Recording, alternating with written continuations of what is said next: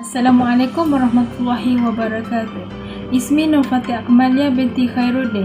Nombor matrik 21070189 ingin membentangkan tajuk Ijma' dan juga Al-Qiyas. Kita teruskan kepada penerangan pengenalan Ijma'. Ijma' pada sudut bahasa ialah niat, azam dan kesungguhan dalam menghasilkan sesuatu. Akan tetapi pada sudut istilah ia memberi beberapa pengertian, antaranya ialah ijma' pada umumnya ialah persepakatan pendapat para ulama mujtahid yang mengenai sesuatu masalah. Ya, seterusnya sepakat ulama mujtahid daripada umat Islam sama ada dalam bentuk pegangan, kata-kata atau perbuatan untuk mengeluarkan hukum selepas kewafatan Nabi sallallahu alaihi wasallam. Seterusnya kita pergi pada rukun dan juga syarat-syarat ijma'. Rukun ijma' dapat dibahagikan kepada 4. Antaranya, hukum disepakati oleh ulama mujtahid. Semua ulama mujtahid sepakat mengenai hukum syarak terhadap masalah yang berkaitan. Seterusnya, sepakat mujtahid yang secara tegasnya. Seterusnya, syarat-syarat ijma' ialah ahli ijma' hendaklah bersifat adil. Tiada ahli ijma' yang akan menarik persepakatan. Berlaku persepakatan di kalangan mujtahid. Wujudnya lebih daripada seorang mujtahid. Seterusnya kita pergi kepada kehujahan ijma'. Ulama sepakat mengatakan ijma' adalah sumber ketiga dalam perundangan. Ia berarti perkara yang disepakati oleh mereka adalah kebenaran yang diakui oleh Allah Subhanahu Wa Taala serta wajib diamalkan. Buktinya adalah dari segi dalil Al-Quran dan juga dalil sunnah dan juga dalil logik. Bahagian ijma'. Ijma' terbahagikan kepada 2, iaitu ijma' soreh dan juga ijma' sukuti.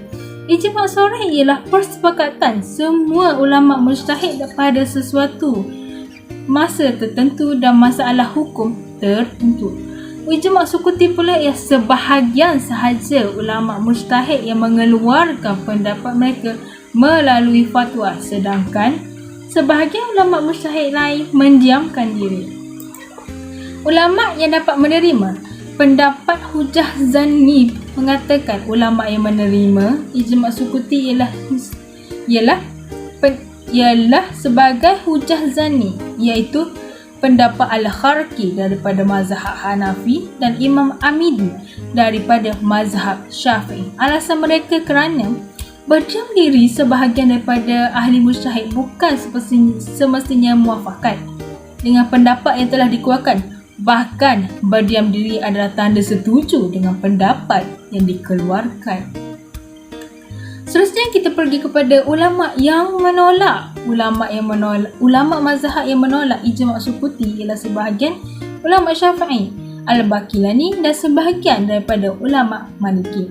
Alasan mereka menolak kerana ia mengatakan tidak boleh mengatakan orang yang diam itu bertanda setuju kerana mungkin mereka takut kepada kemudaratan diri atau harta. Jadi, tidak semestinya orang yang berdiam diri itu tanda setuju. Seterusnya kita pergi pada syarat-syarat ijma' sukuti untuk diterima. Antaranya, mestilah melalui satu masa yang cukup untuk berfikir dan membuat kajian dan rumusan tentang masalah yang diputuskan. Tidak ada sebab untuk menakutkan mujtahid yang lain untuk mengeluarkan pendapat. Seterusnya kita pergi kepada jenis-jenis ijma'. Jenis-jenis ijma' antaranya ialah ijma' ahli Madinah. Ijma' ahli Madinah ialah sepakat ulama Madinah di dalam mengeluarkan pendapat terhadap sesuatu masalah. Ijma' ahli bait sepakat daripada kalangan keluarga Nabi Muhammad sallallahu alaihi wasallam seperti Ali dan Fatimah. Ijma' sahabat pula ialah muafakat antara sahabat dan pendapat mereka terhadap sesuatu masalah. Hujahannya diterima oleh jumhur. Ijma' khulafa al-Rashidin pula ialah persepakatan sahabat-sahabat baginda yang 4, iaitu Abu Bakar, Uthman dan lain. Hujahannya ditolak. Seterusnya kita pergi kepada ijma' ulama. Ijma' ulama ialah persepakatan pendapat di kalangan ulama dalam masalah tertentu pada masa yang tertentu. Hujahannya diterima oleh jumhur kecuali sebahagian daripada ulama Syiah. Seterusnya kita pergi kepada sandaran ijma'. Jumhur ulama bersepakat mengatakan tidak akan wujud ijma' tanpa sandaran. Hal tersebut kerana Nabi SAW tidak membuat sesuatu keputusan tanpa sandaran kepada wahyu. Namun begitu, ulama berselisih pendapat tentang sandaran ijma', iaitu ada segelintir pendapat boleh berlaku ijma' tanpa sandaran. Contohnya urusan jual beli yang unjuk-mengunjuk, iaitu tunjuk-menunjuk, juga layan diri di pasar raya. Ada juga yang mengatakan ijma' seharusnya berdasarkan kepada sandaran. Inilah merupakan pendapat yang lebih tepat. Sepertinya kerana segelintir ulama yang mengatakan ijma' yang juga boleh tanpa sandaran seperti jual unjuk-unjuk merupakan dakwah yang tidak dapat diterima. Hukum jualan tersebut tidak dikira sah. Seterusnya kita pergi kepada dalil qat'i. Dalil qat'i, wa hurrimat alaikum ummahatukum wa banatukum, diharamkan kepada kamu untuk berkahwin dengan perempuan-perempuan yang berikut, iaitu ibu dan anak-anak kamu. Dalil ini termasuk dalam ijma', iaitu haram mengahwini nenek dan juga cucu. Dalil zonni, iaitu hadis ahad. Sebagaimana sebuah hadis bermaksud nenek mendapat pusaka 1/6 kerana Nabi SAW telah memberi kepada neneknya 1/6 pusaka si mati. Seterusnya kita pergi kepada kemungkinan yang akan berlaku yang ijma'. Pendapat Syiah, sebahagian golongan Syiah berpendapat tidak mungkin akan berlakunya ijma' kerana mengetahui ulama yang layak berijtihad seluruh dunia mengetahui pendapat setiap mujtahid tentang masalah yang dipersoalkan. Jumhur ulama juga berpendapat. Pendapat jumhur ulama menolak pendapat golongan Syiah yang mengatakan ijma' tidak akan berlaku kerana pendapat mereka sebenarnya tidak berasas dan berdasarkan sangkaan semata-mata. Contohnya, hukum wajib menunaikan solat berdasarkan dalil Al-Quran dan juga ijma' ulama'.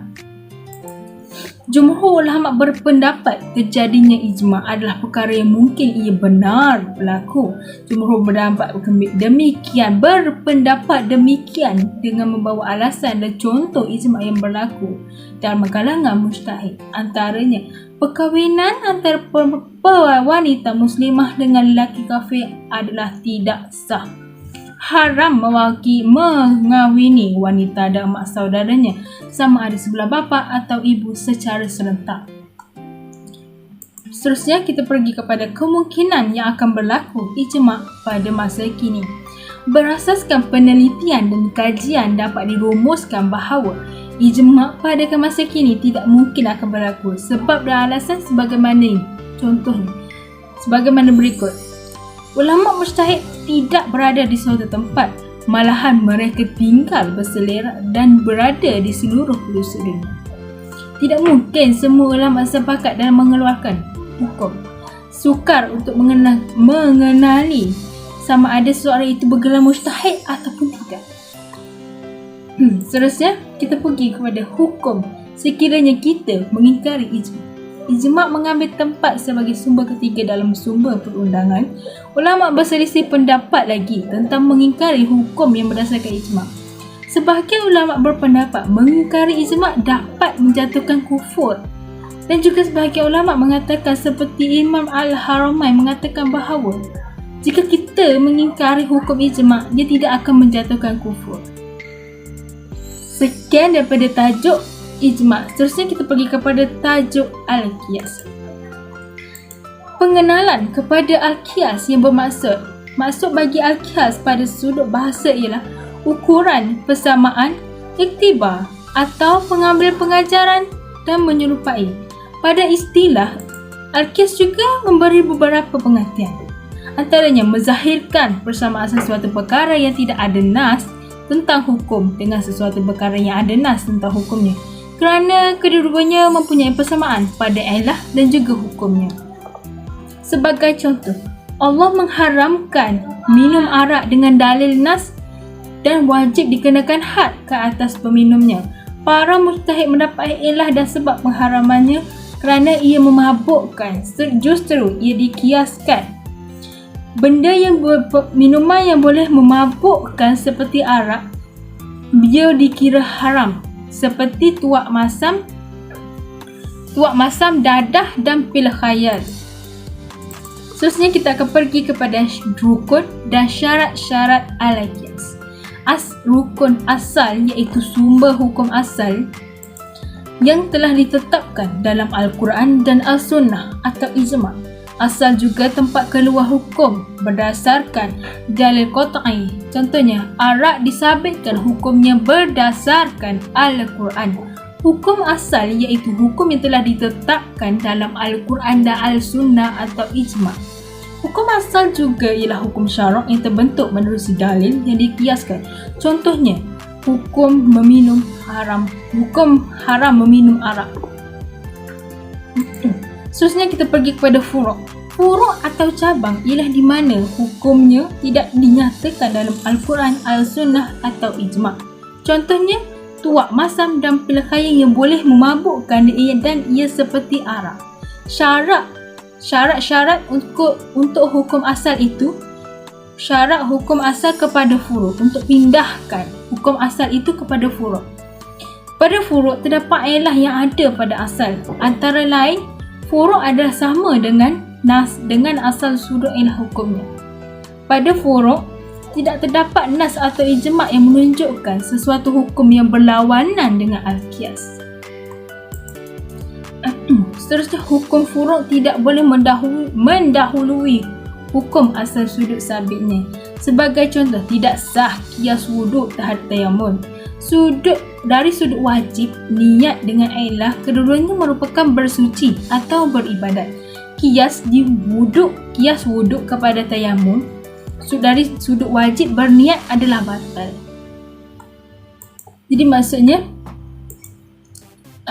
jika qiyas wuduk ini, kita kiaskan wuduk kepada tayamum dan kita mengatakan ia adalah wajib dan ia batal.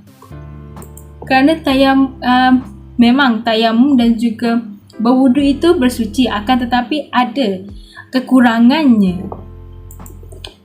Seterusnya kita pergi kepada autoriti al-qiyas. Jumhur ulama sepakat mengatakan al-qiyas boleh dijadikan hujah sebagai sumber hukum syarak. Alasan jumhur al-qiyas boleh dijadikan hujah antaranya, fa'tabiru ya awliya absar.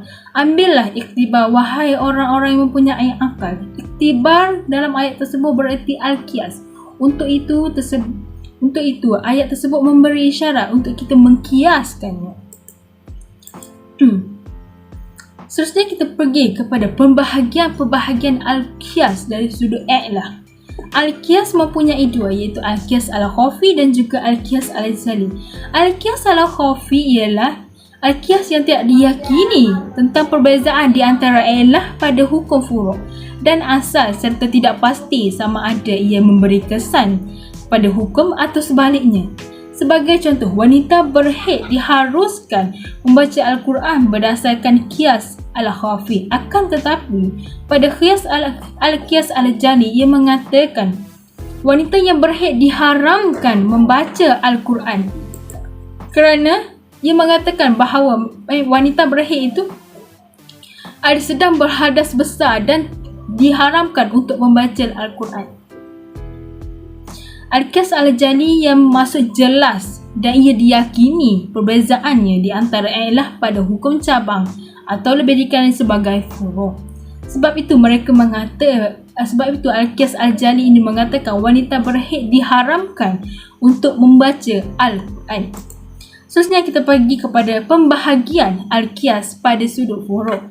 Al-qiyas al-aula iaitu i'lah pada hukum furu' lebih kuat daripada i'lah hukum asal. Sebagai contoh, mengkiaskan haram memukul ibu bapa dikiaskan dengan haram mengatakan kepada kedua-duanya dengan i'lah menyakiti. Sebagaimana firman Allah Subhanahu wa taala, "Fala taqul lahum ma'afun," maka janganlah engkau berkata kepada mereka. Dan sebarang perkataan yang boleh menyakiti hati mereka. Qiyas al-musawi pula yang sama hukumnya di antara asal dan furu' berdasarkan ilah yang sama. Sebagai contoh, mengkiaskan haram membakar atau memusnahkan harta anak yatim kepada haram memakannya. Ilahnya sama-sama merosakkan. Sama ada membakar atau memakan harta anak yatim, ia sama-sama memusnahkan dan haram untuk memakan harta anak yatim. Seterusnya, qiyas al-dilalah, iaitu qiyas yang menghimpunkan di antara hukum asal dengan furu' berdasarkan sifat yang tetap bagi Allah. Contohnya, perahan anggur haram hukumnya dikiaskan dengan arak. Ialah kedua-duanya terdapat bau yang kuat yang dikira sebati dengan bahan yang boleh memabukkan. Seterusnya, qiyas al-shibah, iaitu qiyas yang hukum furu' boleh dikiaskan kepada dua yang asal. Ia dihubungkan dengan asal yang lebih banyak persamaan dengannya. Contohnya, pembunuhan yang tidak sengaja terhadap hamba yang dimiliki oleh orang lain. Qiyas al-adwan. Qiyas al-adwan yang lebih dikenali sebagai qiyas al-adna, iaitu al-qiyas yang berdasarkan ilah yang mana ilahnya lebih rendah daripada ilah yang terdapat pada hukum asal. Seterusnya kita pergi pada kehujahan al-qiyas. Jumhur ulama sepakat mengatakan al-qiyas boleh dijadikan hujah dan sebagai sumber hukum syarak.